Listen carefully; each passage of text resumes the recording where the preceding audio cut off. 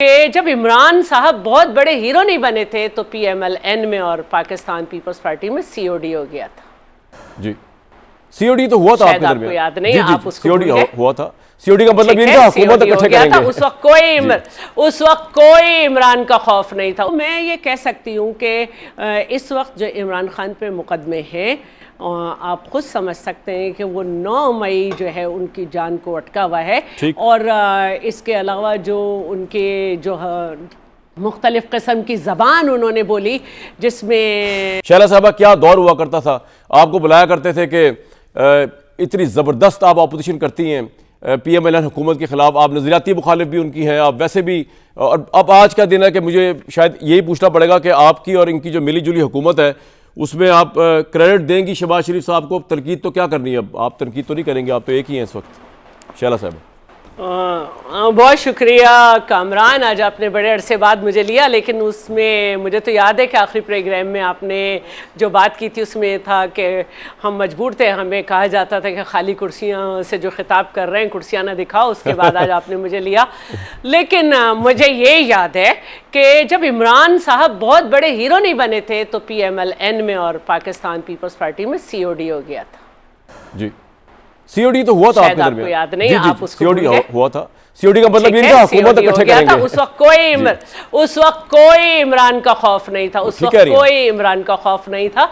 और उस COD में यही डिसाइड हुआ था कि पॉलिटिकल पार्टीज को चाहिए कि वो एक दूसरे को किसी के कहने में आकर उनकी हुकूमतें ना गिराएं, और जो 10 साल से ज़्यादा के मुकदमात हैं जो कि सियासी बुनियाद पर बनाए गए हैं, उनका कोई रिजल्ट नहीं है, उनको ख़त्म किया जाए और आपसे एक सवाल पूछ लूं शैला साहब, गिराने का सिलसिला बंद किया जाए, अगर आप इजाजत दें। COD का मतलब ये कतई नहीं था कि आप दोनों हुकूमत इकट्ठे करें, और COD का मतलब ये भी नहीं था कि आप एक दूसरे के खिलाफ तो साजिश चले नहीं करेंगे लेकिन किसी और के खिलाफ साजिश कर सकते हैं। COD का मतलब ये तो नहीं था। अच्छा, अब ये है कि COD का बिल्कुल ये मतलब नहीं था कि इकट्ठे करेंगे, लेकिन COD का मतलब ये ज़रूर था कि पार्लियामेंट्री सिस्टम को मजबूत करेंगे और पार्लियामेंट के दरवाजे बंद नहीं होने देंगे, पार्लियामेंट को ताला नहीं लगने देंगे, और हमने ताला नहीं लगने दिया।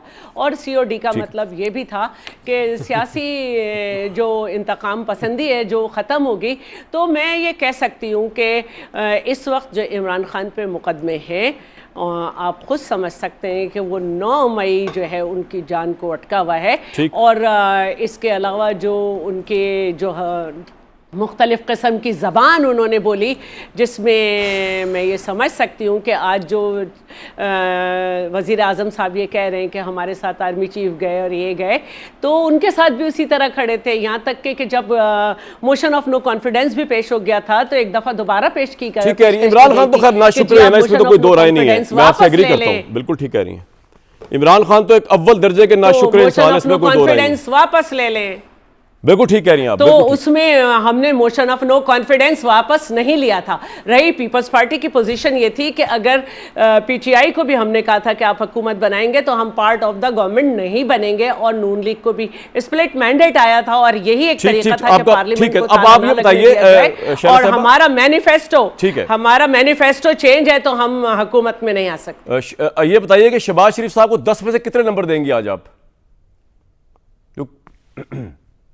मैं इकोनॉमी पे तो अच्छे नंबर दूंगी, लेकिन उसके साथ साथ क्योंकि मेरा सब्जेक्ट नहीं है, लेकिन जब मैं देखती हूँ कि बहुत ज़्यादा कर्जा भी बढ़ा हुआ है और एक रिकॉर्ड कर्जे में इजाफा हुआ है, तो मैं थोड़ा सा परेशान भी हो जाती हूँ।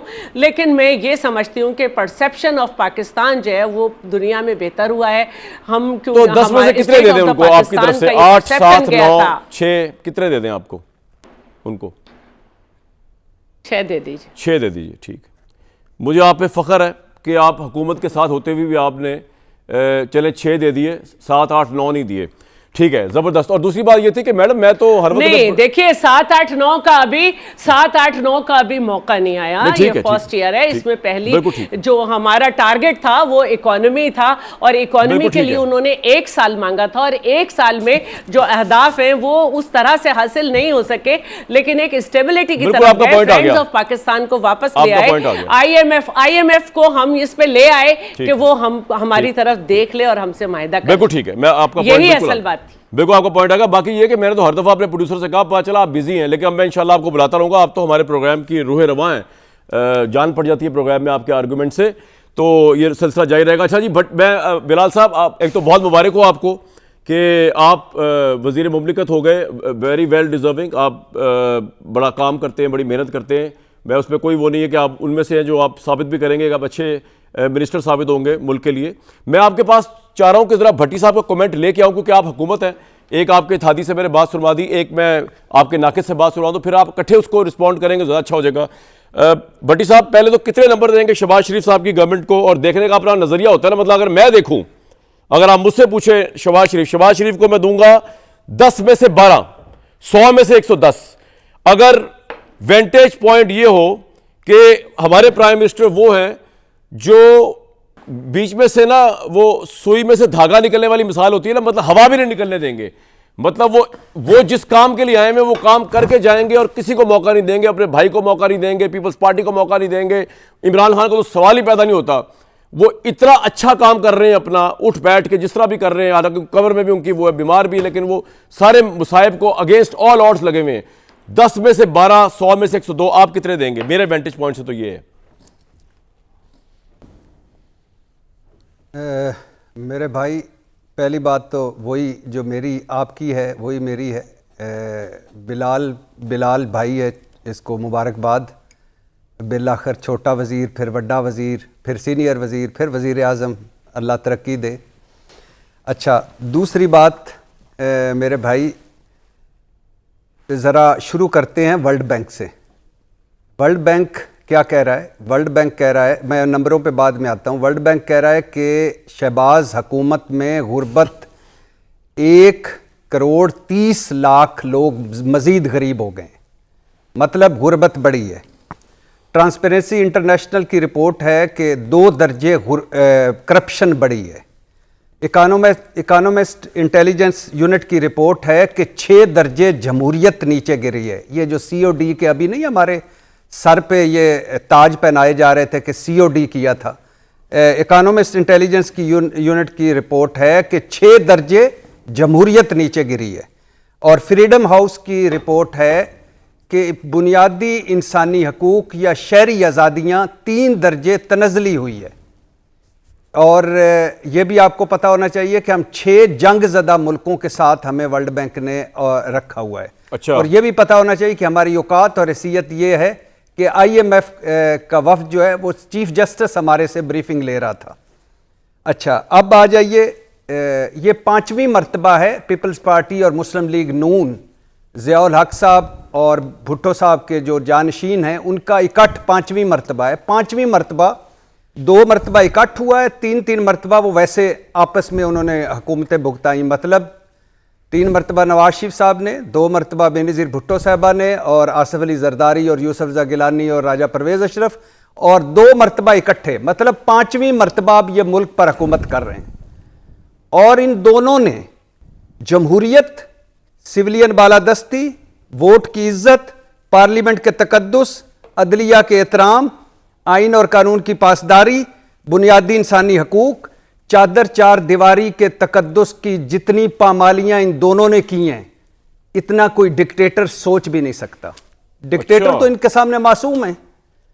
इन्होंने जमहूरी चोगे पहन के हमें खंजर घोंपे हैं, जमहूरियत का नाम लेकर हमें दगा दिया है।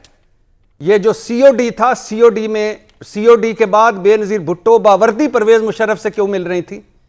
COD के बाद शहबाज शरीफ साहब और चौधरी निसार क्या करने जाते थे GHQ? COD के बाद नैब क्यों नहीं खत्म हुआ? और COD का यह मतलब है कि आप दोनों मिलकर एक तीसरे फरीक पर जाली मुकदमे बनाएं, मनगढ़ंत मुकदमे बनाएं, उनकी औरतों के दुपट्टे खींचें, उनका इलेक्शन चोरी करें, 26वीं आईनी तरमीम यानी आज़ाद अदलिया का सवा सत्यानाश करें, पीका लाएं आप चादर चार दीवारी के बुनियादी इंसानी वो तकद्दुस पामाल करें, बुनियादी इंसानी हकूक आप वो तबाह करें। यह COD का मतलब था। यह सीखा है आप सारों ने। यह है आपकी जद्दोजहद। जब भी आपको मौका मिला है, जब भी आपको मौका मिला है, और कामरान शायद जी आप पीछे जरा चले जाएं। 1971 में भुट्टो साहब उन 4 किरदारों में से एक थे जो जिनकी वजह से मुल्क टूटा। जो बचा खचा मुल्क था वो उसमें 1988 में पीपल्स पार्टी और मुस्लिम लीग की बारियां लग गई। और 1988 से पहले का पाकिस्तान देख ले, 1988 के बाद का पाकिस्तान तो आपका देख ले। पॉइंट इन्होंने क्या है? क्विकली आंसर, पाकिस्तान ये तो को बहुत लंबा हो जाएगा। कश्मीरिस्तान आपका बना पॉइंट दिया। क्या है? कितने नंबर ना दे रहे हैं ना आप? मैं इस उसी मुश्तरका पे आ रहा हुकूमत को? हूं। जी, लंबा नहीं यार, लंबा नहीं हो रहा। आप ऐसा करें, पीपल्स पार्टी को अलग नंबर दे दें, नून लीग इन्होंने को अलग नंबर दे दें। पाकिस्तान जी को जी जी जी। इन्होंने पाकिस्तान को कशकोलिस्तान बनाया। और आज मैं अभी आपके अगले प्रोग्राम में हम ले आएंगे, यही पैनल रखिएगा।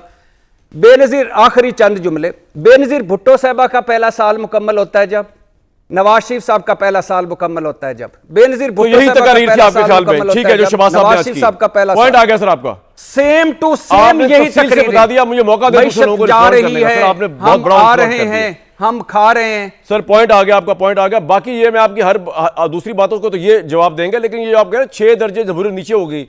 ओ भाई, इस मुल्क के लोगों के लिए नहीं बनी है जमहूरियत। आपको ये बात समझ नहीं आ रही? अगर इस मुल्क के लोगों के लिए जमहूरियत बनी होती तो मार्शल के खिलाफ लोग बाहर निकलते। पीटीवी न्यूज तक को तो आजाद कर नहीं सके, वो तो मुशर्रफ साहब को दोनों हाथों सलाम है। अगर ये दोनों हुकूमतें होती हैं, इमरान खान की हुकूमत भी होती, प्राइवेट मीडिया नहीं बनना था। ये मुल्क जमहूरियत के लिए नहीं है। यहां पे जो ऑक्सफोर्ड कैम्ब्रिज से पॉलिटिशियंस पढ़ के आते हैं, उन्होंने कभी जमहूरियत के लिए कुछ नहीं किया। इधर आप देख लें, पीपल्स पार्टी की पहले हुकूमत थी, पीटीवी न्यूज को आजाद किया सेक्रेटरी इंफॉर्मेशन से। इंफॉर्मेशन नून लीग ने कभी आजाद किया? वो तो मुशर्रफ था जो प्राइवेट चैनल्स दे गया। तो जमहूरियत की क्या बात कर रहे हैं आप? छोड़े उसको, दफा करें। हमारे, मैं सेटायर नहीं कर रहा, इस मुल्क के लोगों के लिए नहीं है। यहां फ्यूडल जमहूरियत हो सकती है, यहां पे दूसरी किस्म की जमहूरियत हो सकती है, या जमहूरियत नहीं आ सकती। वो तो इंग्लैंड का सिस्टम है यार, यूरोप का। हम वो नहीं है।